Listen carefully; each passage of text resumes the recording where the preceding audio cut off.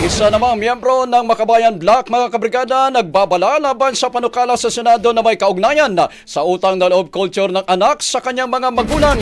Mula sa Batasang Pambansa, Brigada Haji Kaaminyo, ibrigada mo! Brigada Live Report! Umalma si Kabataan Party List Representative Rene Co sa Senate Bill 396 o ang Parents Welfare Act of 2025 na inihain ni Senador Panfilo Lacson. Ayon kay Co, hindi dapat na ma-hostage ang mga anak para gawing retirement plans.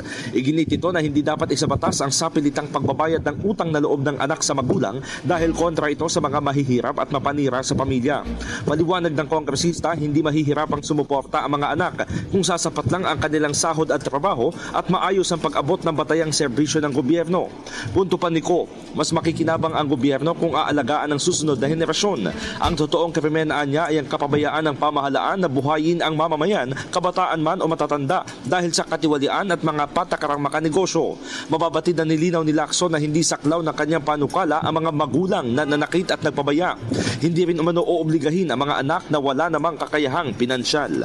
In the heart of changing lives, ako si Brigada Haji Kaaminyo ng 105.1 Brigada News FM Manila, the Music and News Authority. Brigada Balita Nationwide sa tanghali. Brigada Balita Nationwide. Ang bahaging ito ay hatid sa atin ng Power Cell Soya Coffee. Masarap araw-arawin.